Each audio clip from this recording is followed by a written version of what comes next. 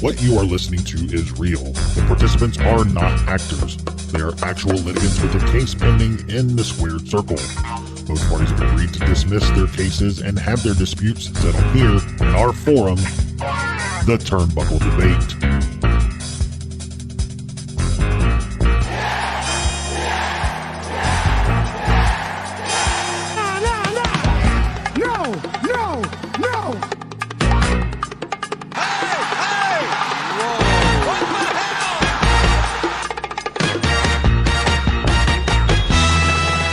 Hey everyone, welcome back to the Turnbuckle Debate. My name is Sneed. I'm Chad. I'm Tom, the OG Fig Kid, the staple of the Turnbuckle Debate. And our special guest joining us again, Mr. Scott Johnson from Going Ringside. What's up, Scott? How are you doing, man? Hey guys, thanks for having me. Very excited to be back with you. Yeah, we're pumped to have you back. We're kind of talking off air about Going Ringside, what you guys have going on. So let the listeners know what's going on with Going Ringside and how pumped are you for the NXT coming to CW? Well, I'm very excited because my day job is as a news anchor for a TV station, and our sister station, which is also in the same building, is CW. So next year, I guess we're going to get NXT. And I'm like very excited. I'm talking to my promotions people. I want interviews. So, we're excited. We just released episode 37 today, which focuses on two things. We focus on Cena and did he finally hang it up at Crown Jewel? And is he going back to acting permanently? And then also, I was excited to be joined on the show by Bushwhacker Luke, if you remember Bushwhackers from back in the day. Definitely. And just a fun interview talking about, he talked a little about the death of his partner, Bushwhacker Butch, earlier this year. And also, I'll give my little tease out there. I'd never heard this story before. The Bushwhackers did something interesting at the White House when Bill Clinton was in office. Oh, wow. I won't give it away if you want to check out episode 37 of Going Ringside. But when he told me, I was like, I'm not sure I should put that out there, but we did anyway. So, Those are the best stories, man, when you don't think that you're supposed to put it out there. Yep. That's the best I stuff. hope they went up to Clinton and they both licked him on each side of the face. Maybe. So guys, go find Going Ringside. You can find it on Instagram at Going Ringside. Yep. And our full episodes, wherever you get your podcast, search Going Ringside. And on YouTube, search Going Ringside. It's not hard to find. Awesome. And just for the record, I have to say this to Nick from the Extra Cooler Show. Jobbers don't get invited to the White House. That's it. All right, man. Well, you're back to do some debating with us. We have 3 new topics. And if you guys are ready to jump in, I say we just get going. Let's do it. All right. First topic of the evening is LA Knight the real deal? I think it's too soon to answer this question. I think you have to continue to give him the ball and let him run with it and see where it goes. If he's going to fall flat on his face with how over he is, we have to give him the opportunity to do it. So I don't know, but let's let him keep going. Let's push him as far as he could go and find out. I think that's the problem nowadays is people think, oh, this guy's not the real deal, so he's never going to get the chance. I think let's give him the chance. Let's see if he can do it. And if he can't, then we move on to the next guy. I'm split on LA Knight. I like when everyone compares him to Rock and Austin, which I think is not a bad thing. I don't know why you wouldn't want to be compared to the 2 greatest stars of all time. But it's like everyone, like we've been saying, he's the next big thing, or not to steal Paul Heyman's line, but he's the next big thing for the last year now. Like, is he not the big thing yet? Like, how long do we watch the process? How long do we watch the metamorphosis? I have heard some criticisms from people who say they watch LA Knight and they feel just, it's like one of those subtle senses that it's a little forced. That like there's something that's just not connecting, maybe the way Rock and Austin, who he's compared to, did. But he's still the top merch guy. He's still the one who's getting the biggest pops when you go out. I don't know why you don't run with that. That's what they've always historically done. Age is an issue. I mean, he's older. You usually like to start to build your monster stars 10 years earlier. So maybe that's part of the the plan. I see these articles like daily, like behind the scenes, executives don't see him as the guy. And then the next day, behind the scenes, executives see him. He is the guy. I just think we've been saying, is he the next deal for a while? Well, he has been for quite a long time now. So I think he is running with it. I don't know how long it'll go. But I agree. I think let him keep running and see how far it goes. I don't know why he didn't go over Roman last week, but maybe they want to save that for Mania. I don't know. Yeah, I think he is the real deal, and I think the problem is, I think it seems to me like it's a case of him getting himself over more than what the company wanted to him to get over, and now they kind of have to push him because of the popularity. And I think that I think it's another situation where they don't want somebody to get organically as over without them pushing as it would be if they are the ones that the big machine pushed them. And I just don't know if they'll get behind it as much as what the crowd is now that he's organically got himself this over. But I think he is the real deal. What do you get when you guys hear the phrase real deal? What does that mean to you, though? I mean, does that mean top guy? Does that mean just like top guy for me is how I agree. I mean, I think it comes down to, is he the top guy? Because that's what everyone's been saying he is. I mean, we kind of saw this, I think, an extent with Daniel Bryan. His was organic and he became the top company, but I don't think Daniel Bryan ever got to Rock or Austin status, just my opinion. But he got the organic thing. I mean, every time they've had an organic star, they make him the face of the company to a point, but Daniel Bryan had to fight for it. I mean, he had to fight every step of the way to get there. Daniel Bryan from my hometown, by the way, but that's another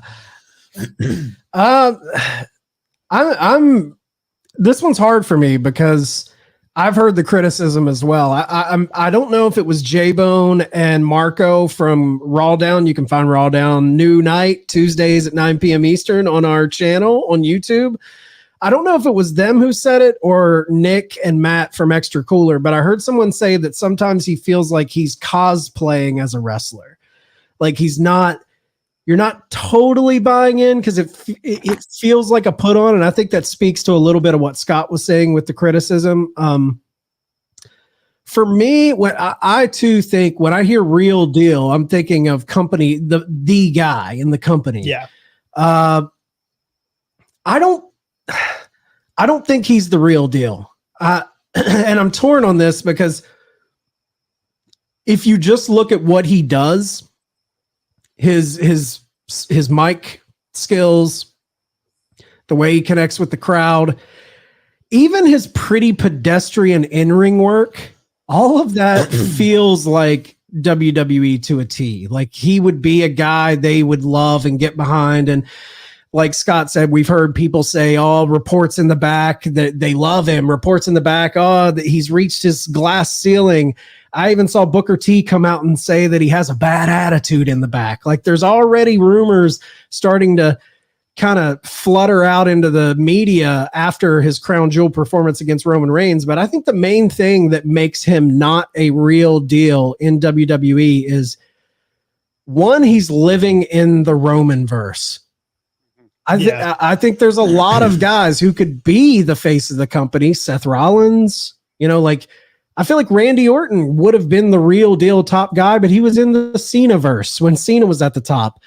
I just can't see LA Knight becoming the guy after Roman. Yeah. I think he could be in the mix, but there's a lot of criticism. Like I hear a lot of people talking about the crown jewel match and how it exposed him. And Roman, every time Roman's in the ring with a guy, they get the rub. He gives some shine to the guys and lifts them up. I do think that Roman was kind of wrestling down to LA Knight, but Roman didn't do him any justice in that match. I think Roman being away so much, there's ring rust. I think that match didn't have any stakes to it because Roman wasn't there. I mean, they didn't properly build that match. What was it? 3-4 weeks, if that? Like, Yeah. It's not like this big invested story. So how are we supposed to connect to that match on a big time level and make LA Knight feel like a big deal when Roman really wasn't there until, 3 or 4 weeks out from the show? And this whole kind of, I don't mean to go on a diatribe about Roman Reigns, but this whole thing about Roman, anytime someone's in the ring with him, it makes them a bigger star. Show me one person Roman has been in the ring with that has sustained their star power. I'm not talking about when they're in the match. Yeah, when Sammy was involved in the bloodline, he was getting the biggest rub of a lifetime. Once that ended with Roman, where has Sammy been? He doesn't feel any bigger than he was before, in my mind. He just feels like another mid-card guy. Everyone's going to point to Cody being the guy that Roman put the rub on.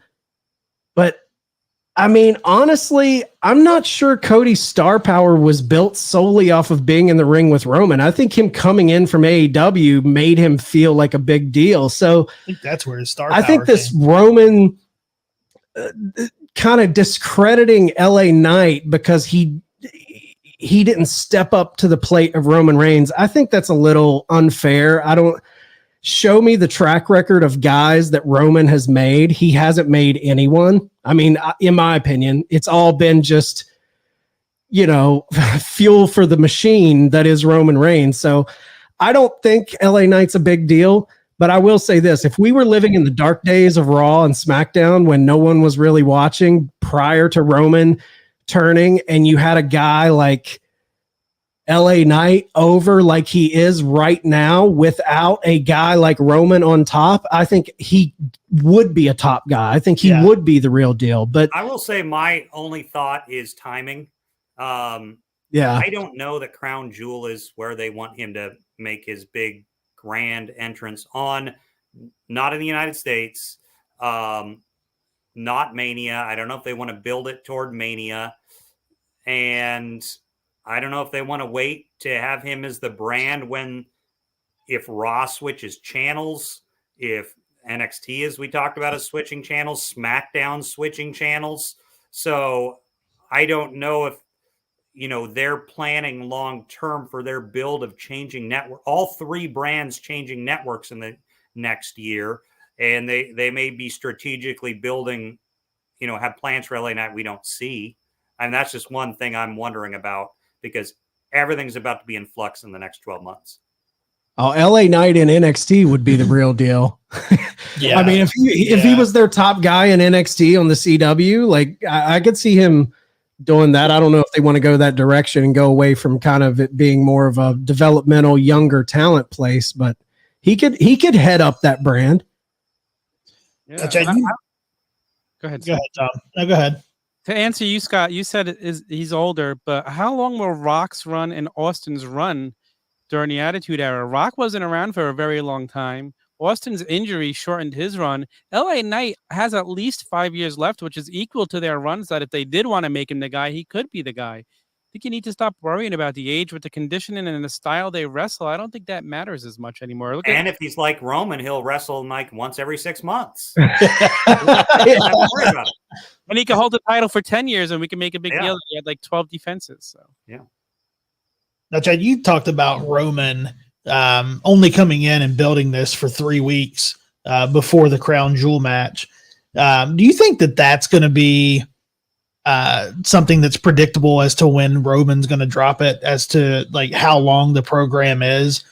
Because him coming in now, like I don't think he's going to lose it until I think it's a Mania thing. But do you think it's going to cause predictability on when he's going to lose it with the time that he builds a program? I'm going to say no, because we all thought he was going to lose it this past WrestleMania, and he didn't. We're all expecting him to lose it this coming WrestleMania, hopefully to Cody is what we're thinking, but I wouldn't be shocked if that's not what happened. I hope not. Well, Hogan's title eclipses next September. Yeah. They want him to beat Hogan. And that's a possibility. I think it would be predictable, but like Tom said, I mean, they did swerve us, and there's a very real possibility they want him to break that Hogan record. So there's always that on the table. But there's also, can you have him beat Cody twice and still pay off this, finish the story angle with Cody? I feel like that's predictable in and of itself. And that's not a bad thing. We talk about it all the time. Predictability in wrestling is sometimes a good thing. Like Right. we're building towards something that we want. Just like in AEW, I think we're building to Adam Cole turning on MJF. I think that's all roads lead to that. We kind of figure that's going to happen. And I think it should happen. It's a good thing to do that. But Roman is in a weird spot where if he's there every week, week to week, you know something's brewing, something big. They're building, but that's to be expected anyways. Like I fully expect him to be there. Once Rumble hits, I feel like he's got to be there from Rumble to Mania. You have to be, right? 100%. You would think, yeah. All right. Does anybody have any final thoughts on LA Knight before we move on?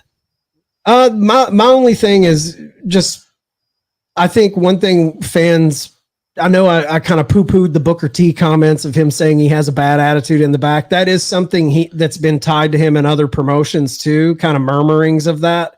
And that's something I don't think fans take to heart a lot of times. But if you're not playing the WWE game and you're rubbing people the wrong way, we always hear about former wrestlers in WWE talking about walking on eggshells and not wanting to piss off the wrong people. If that is the case and he is a little hard to deal with, I mean, that could play a major part in them pumping the brakes on him, because I'm a firm believer, like when fans say, oh, they don't have it, he's not a real deal, he's not the top guy. WWE can make whoever they want be the top guy. If they put the machine behind them, that fan base will eat it up like catnip, in my opinion. Like they can make anyone they want. There is a level of the crowd has to be into it, but I think WWE has mastered the way of crowd manipulation. And if they want you to buy in, a lot of times it might take a minute. It took Roman a long time, but eventually they could make it happen with LA Knight if they wanted to. I have one more thought too. People are saying, oh, he sounds like The Rock and he's taking this from Austin. That's just wrestling. Hogan took things. Macho Man took things. Everybody we love has taken something from someone and makes it their own. That's just part of wrestling. You can't criticize somebody for that when it's just, we've seen it for 40, 50, 60 years. Every person on the wrestling Mount Rushmore has stolen from another wrestler. 100%. Every one of them. Yep. Absolutely. I don't know. I think they'll continue to push them. They see money. There's no reason why not they wouldn't want to make money. It makes no business decision to poo-poo a guy that's organically popular and keep pushing him. I just think it's going to come down to what happens with other broadcast deals. SmackDown moves. They need to rebrand the show because that's a big moneymaker for them. Raw moves, NXT moves. We don't know where. I think that's bigger than any pay-per-view or current push on a guy. And I think that's what they're banking their whole business model around right now. All right, guys, we will move on to our next topic of the evening. Did the NWO get too big? Now, Scott, this was your question, so I'll defer to you to go first on this one. Well, I don't know that they did, but I think they screwed up when they did it. Bischoff has said, I think the goal was to get NWO its own show. But they just never really went there. And obviously everyone's pointed at how WCW was run. It was the inmates running the asylum, and 5 guys were over and 20 guys stood behind them. There were some reasons why it grew. I just talked to Mike Rotunda a couple months ago and asked him, what was your job? And he told me in an episode right now where we do it all about Bray Wyatt. He said, hey, NWO was great for me. They needed NWO in Japan. So sure, on American television, I just stood behind Hulk Hogan, but then they sent me over to Japan with like Muda and whoever the other guy was. to do NWO in Japan. I made a lot of money, so it wasn't a problem for me. I mean, there was some strategy there. I just think they screwed up. If their goal was to market and make their own NWO show, which didn't totally make sense to me, but if that was the plan, they did a crappy job of it. They grew it, and then it seemed like they didn't pull the trigger, and then they were stuck with these guys standing behind Hogan and the Clique and didn't know where to go from there. So in that regard, I think they grew it and then just didn't have plans after they grew it. I think that's where they screwed up. Who was the other? Was it Masahiro Chono? I think Yeah, so. that's who it was. Yep. Okay. Yeah. Yeah, I think they did get too big. I think towards the end, it just kind of seemed like, and if they were pushing to get their own show, then I can maybe see it. But it seemed like they took what the NWO, for me, made it appealing, and they started letting, it seemed like they started letting everyone in. Horace Hogan. Yeah, it just seemed like everybody had an in. And for me, it was the bad guys club, and if you join the NWO, then you're just you're there to take over, and it's a very exclusive club. But it didn't seem like it was an exclusive club towards the end. I think the list just kept growing and growing, and it just lost its appeal when somebody would take their shirt off and it'd be NWO. It was like, oh, again. Yeah. So I think at that point, for me, that's when it was too big. Yeah, I was a WWE guy who started following because the NWO was like, oh my God, what's going on over there? So I was following it. I was watching little bits of the NWO and WCW, but as soon as it started expanding and it seemed like it got watered down is when I started to tap out and not care anymore. So essentially for me, yeah, getting too big is what killed it. I thought it was cool seeing Hall and Nash and Hogan do their thing, but then all of a sudden you have all these different brands, and you have the Red and the Wolf Pack, and you have all the Latino World Order at that point. Oh yeah, it just got too much for me that I just didn't care anymore as a guy who was following from the outside. I thought about this all day at work, and I think the knee-jerk reaction for me is, it got too big. As soon as they started introducing all these members, it started getting watered down. But then I really started thinking about it. And I'm kind of with Scott. I don't think it's the fact that they got too big. I think the booking got watered down. I think it's all the booking of it. It's not so much the size of the faction. Yeah, of course it lost luster. It'll never be at its best. I mean, it's Hall, Nash, and Hogan. And right. maybe you can throw in Six-Pac, and maybe you can throw in the Giant, and even $1 Million Man, Ted DiBiase, when he joined, and Macho Man. I get it, but I think it's the booking, man, because I remember as a kid, obviously when it split and you had the Wolf Pack and the Black and White, it got confusing. And then I think that was more booking, though, because just the way they were handling it got muddy. There was infighting within the NWO, so it kind of lost something. But I really think it comes down to the booking of it. It didn't hit because, man, when I was a kid, especially at the height of it, one of the most exciting things about Nitro was the whole situation of I got a dog in here. Hold on. It's throwing me off. Lost my train of thought. When I was a kid, tuning in was who's going to take the shirt off. Yeah. Who's going to have the NWO shirt on? Right. Yeah. And I remember when they had Dusty Rhodes take the shirt off, and I'm like, really? I don't know that fits when they turned Dusty. My thought was they had so much wasted talent. When you had they pretty much the guys who are on your screen right now was the NWO for the most part. Right. Standing behind him, you're wasting Ray Traylor. He's just standing there to get humiliated. Scott Norton, who I thought could have been a tremendous talent. Mike Rotunda, as I mentioned, and others. And then you had the goofy ones, Vincent or Virgil and fake Sting. guys like that. But you had like some tremendous talents just to stand in the background, and they like just give them some sort of reasonable storyline, and it just wasn't there. They were just henchmen. Like, why make Ray Traylor, one of the best heels we've had in 15 years, a henchman? That really bothered me. It's like nothing was going on. It just became like, and that to me isn't the size of it so much as what they did with it. It was like they're all just standing there. They're not, like you said, Scott, they don't have any story going on with their low to mid card NWO members. It lost something. It wasn't the fact that it got so big. Although, like I said before, I mean, that anytime you increase any faction, I feel like it gets watered down because you're thinking back to when they first hit, when they first come out. It's so much more fresh and original, and you've never seen something like this before. And the more you add to it, the more it takes away.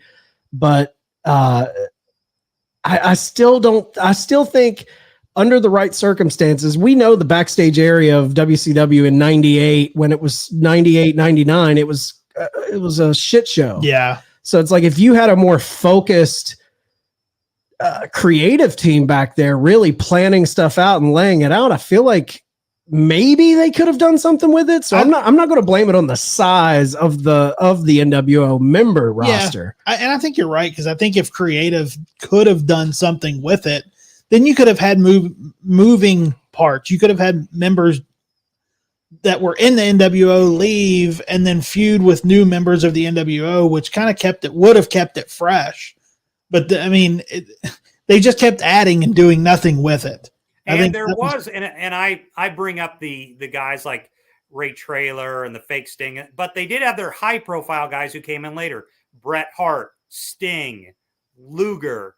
And even then, I think they just watered it down to it was just distracting. I'm like, who's in charge? Who's on what team? And they're switching every week. It just ruined it, particularly when you watered down those guys too. When the show became about the NWO fighting the NWO, you lost the thread. It was never, it never should have. Like the Wolfpack was when I started tapping out, because you had a guy who fought the NWO for the first couple years. Now he's joining them in Sting. Luger joins, like the Wolfpack. I started losing interest around the Wolfpack and all of that stuff. Because to me, it was always like outside invaders trying to take over WCW. And it felt like creative got more fascinated with the NWO itself rather than the anti-establishment taking on trying to cripple this company, this promotion. That was the story to me. It wasn't now we're in this crew and they're disintegrating into all of these different factions within the New World Order. It just didn't feel right. Yeah, I'm looking at a list here. You got the Disciple. Nick Patrick was a fun join. Yeah, they had the ref, the New World Order ref. But they had NWO Hollywood, NWO Wolfpack, NWO Elite. And it just LWO. But you had Vincent, NWO Sting, Buff Bagwell, Scott Norton, Dennis Rodman, the Disciple, Horace Hogan. I think I do agree. I never really thought about it from the booking standpoint, but that is very true. It's like if you had a creative genius there, maybe he does something with it. But I just think the booking was terrible, and their solution to anything from a booking perspective with the NWO was like, let's just throw a new member in. Yeah, it's like, come on. It said on here Louis Spicolli joined also. Yeah, I remember Louis Spicolli. Yeah, and he was R.I.P. He joined for 1 month and then passed away. Yep, crazy. I'm surprised Goldberg never joined. He was the one holdout. I give. Yep. All right. Anybody have any final thoughts on the NWO before we move on? I loved it when I was a kid. I loved it. Nothing. One of my favorite figures as a kid was the Dennis Rodman Hollywood Hogan 2-pack that came out, man. Like it was the cool thing. It was really awesome. I was a freshman in college with no TV in my dorm, and I heard, there's no internet back then. I heard somehow that Hulk Hogan just turned bad and Diesel and Razor Ramon are on WCW, and I went and got a TV immediately. I was like, I got to see what this is. I mean, at that time, man, that was such an unprecedented thing to happen, to see Hall and Nash show up. Oh, and it was Hogan wild. came out. I mean, it was wild. People don't understand how wild that was. Like pre-internet, like the early days of the internet. But man, it was mind-blowing. How could you not enjoy? It was just tuning in to see what Sting was going to do. How was Sting going to respond to the New World Order? It was. I also didn't like the way they used Savage. I don't think Savage ever fit. No, he didn't. It was a foot shorter, it looked like, than everyone else in it, and it was just odd. Yeah, I didn't like him aligning with Hogan. I feel like he should have been the guy fighting alongside Sting. Yeah. If we had DVRs back then, I probably would have watched it a hell of a lot more. But I was the channel flipper between the two. Now, Tom, you said you were more of a WWE guy. Did you get WCW programming? You just didn't watch it, or and like I said, when this whole thing started, I would flip and I was watching, Scott Hall on TV, and then I tuned in when Kevin Nash got there. So I would always be flipping during the commercials. But if I had a DVR, I could have watched Raw and didn't watch Nitro right after it, or vice versa. So, but I was standing my loyal ground to WWF at the time. Well, you needed one TV with WWF and then a tape and another VCR. Yeah, break that VCR out, man. Yeah, man. That's true. That is true. All right, guys, we will move on to the final topic of the evening. Who should take MJF's title? Now, right now, everybody's a contender for this title. Everybody's gunning for that Triple B. So you got Jay White, Samoa Joe, Wardlow, Adam Cole. Who else?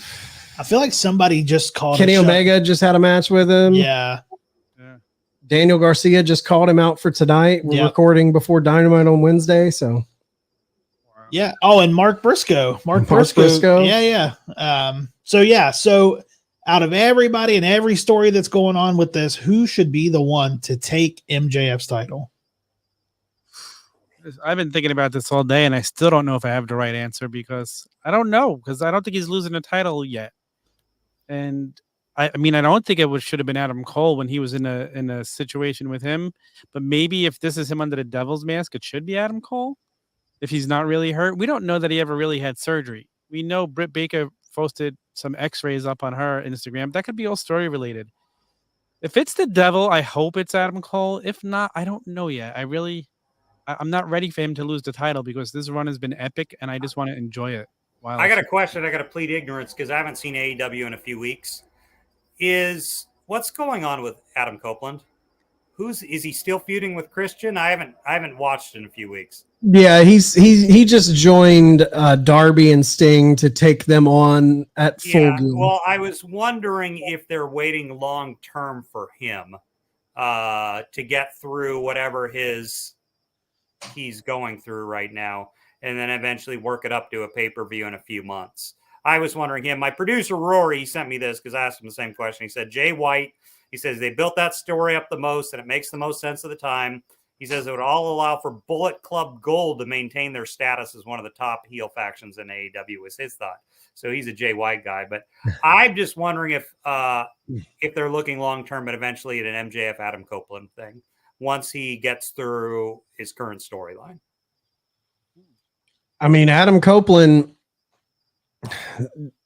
that would add prestige to not that the title needs it, but I mean, if you look down the roster of the guys who have held that title, you've got names like Kenny Omega, John Moxley, CM Punk, Jericho. It adds that legendary status. If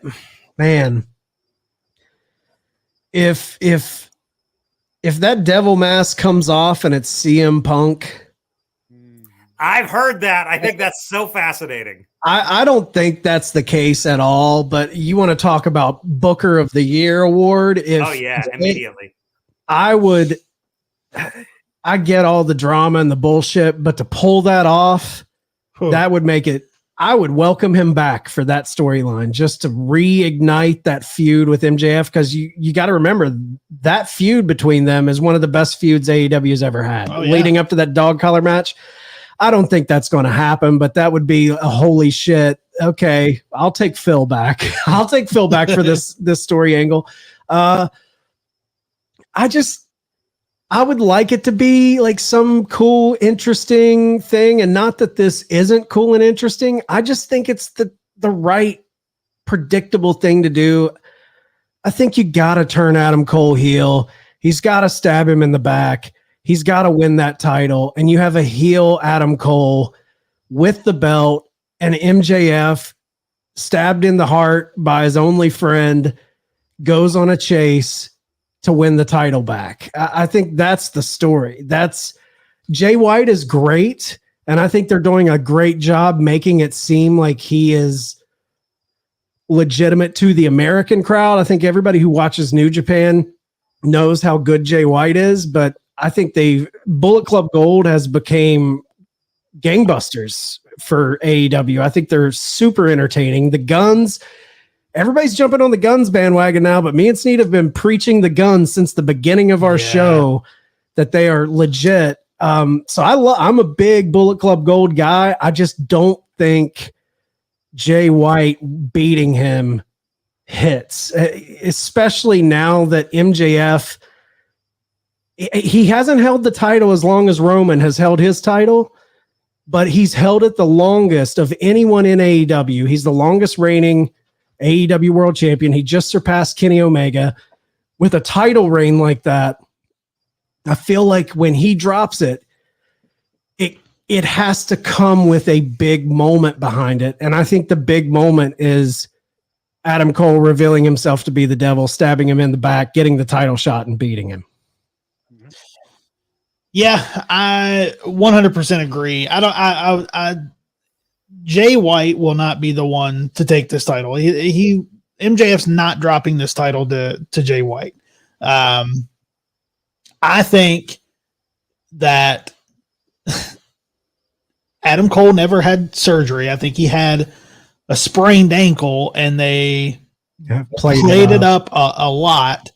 And I think they're very much playing up this MJF's only friend. He's got only one friend, and this brochacho, and they're playing this up. And I think the only thing that makes sense is Adam Cole taking it from him, because with 5 or 6 storylines going on, I think it kind of anybody out of those 5 or 6 storylines takes it kind of waters it down. I think you need to have that one major underlying story that's tied this entire thing together be the one thing that culminates the title changing hands. I think that has to be the core story, has to be the thing to take that title off of him. And I think the core story is Adam Cole. I'll say the dark horse, just because I think there's a dark horse here. I don't think it's going to happen, but the guy who has the most story and the biggest claim to that title, he's been gone, and they kind of screwed it up with the TNT title reigns and dropping and winning and dropping and winning. Yep. But the only other guy that really has like a lot of heat behind him from a storyline perspective is Wardlow. I mean, I was wondering the same thing. Wardlow squashed MJF, before he left the company and supposedly was going to fly out and leave. Yeah. And there was all that backstage story behind it. And, Wardlow squashed him. You had the whole thing where he was MJF's right hand forever.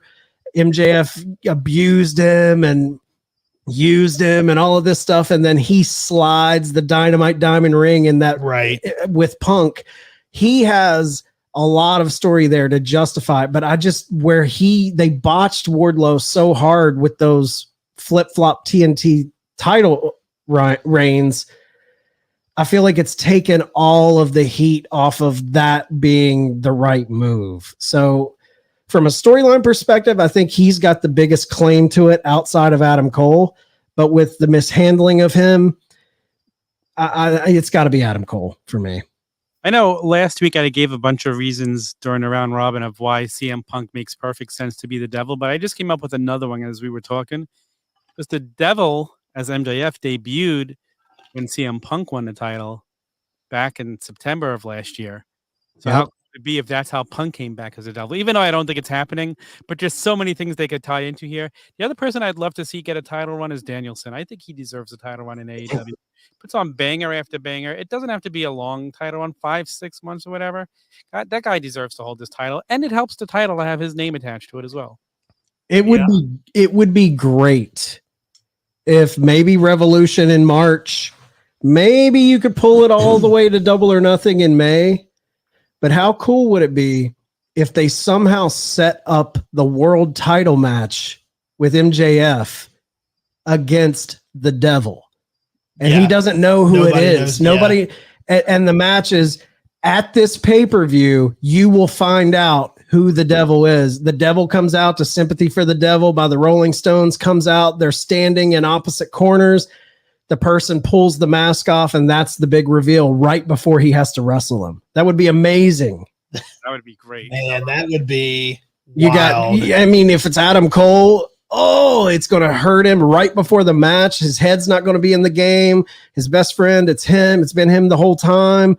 Or, they pull a rabbit out of the hat and it's CM Punk and the whole crowd shits their pants. It would be amazing. That would be great. Oh, man. Swerve us, please. Do something. With CM Punk, I've been going in my head, like, did Tony Khan do anything that could make that not possible, like outside of wrestling? And I don't think so. I think it's just been articles and press conferences. I don't think there's anything he did like legally that would mean it couldn't be Punk. That fascinates me if it's real. And like I said last week, I said it makes sense for Tony Khan to come out and make those announcements on Dynamite, because now they could use that in a video package. CM Punk is no longer with the company. I had to let him go, as you flash a little CM Punk clips in the middle. It would be so epic, but I just don't see it happening. I want it to happen. I don't either. I do think the beauty of a masked man in storyline is, even if Tony Khan has the guy picked out, he knows who it is, and he's building towards this reveal, this also gives him time where if he's hearing the scuttlebutt of, what if it's CM Punk? Who's to say he's got one plan and then him and Phil have a little private dinner in Chicago and he's like, hey man, let's bury the hatchet and make magic. Who knows? It could be anybody at this point. He might have an idea right now, but if something better arises, maybe they, change course. It could be anybody, but it better be the right person.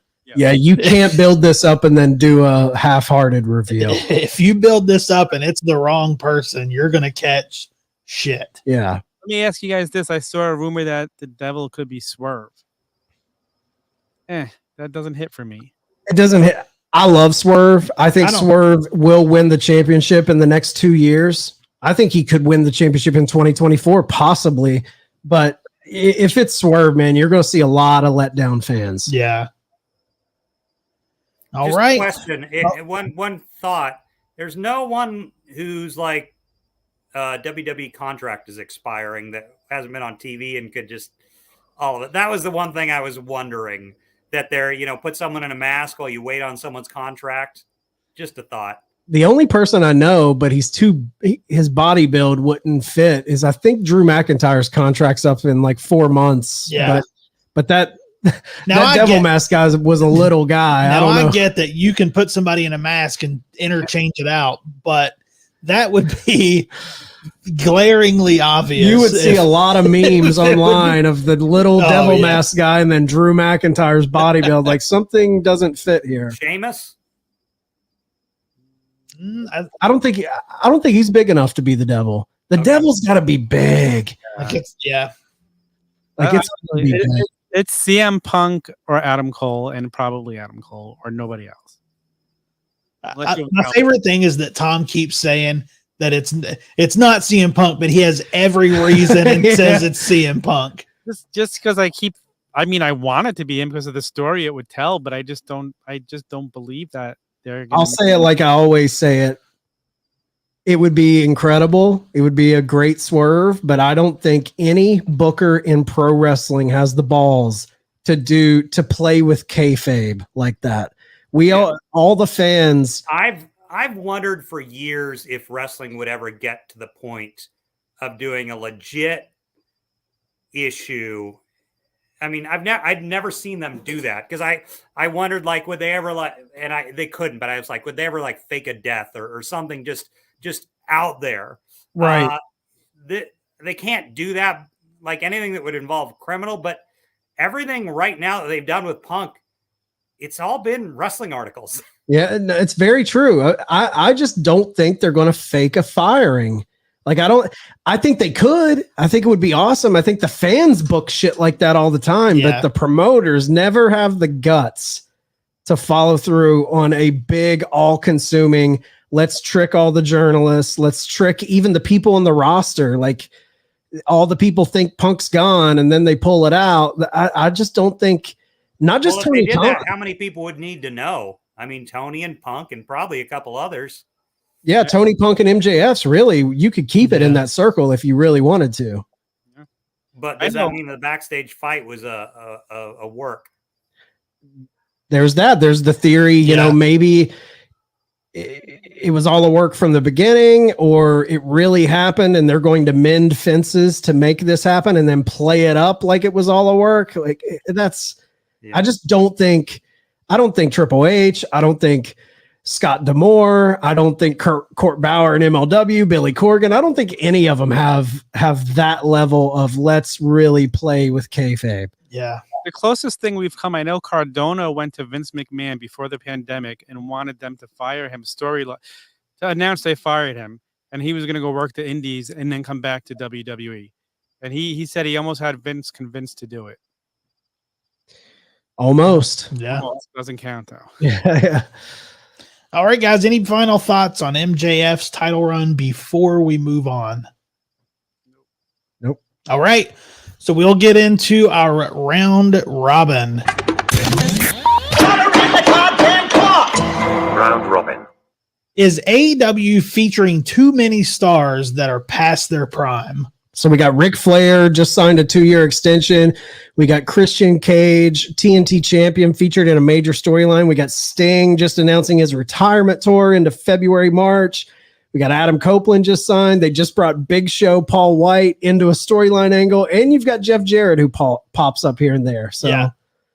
No, absolutely not. We need to see these faces. First of all these guys could still go and are giving us something on TV each week, or when they're on TV.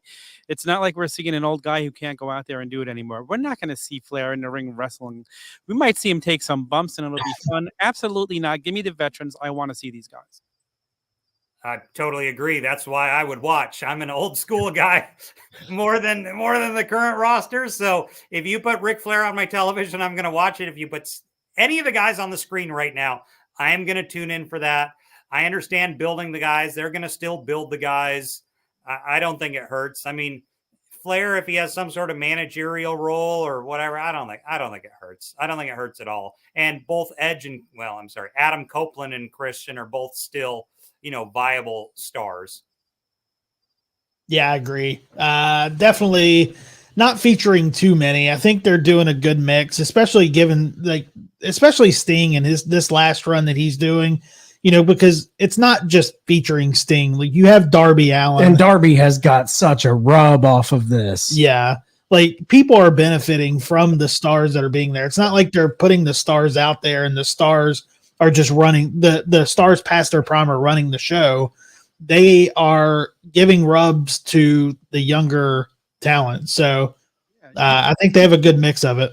You turn in to see Flair or any of these guys, but you learn to love Orange Cassidy and Darby Allin. So yeah, it's doing its purpose here. It's wrestling, man.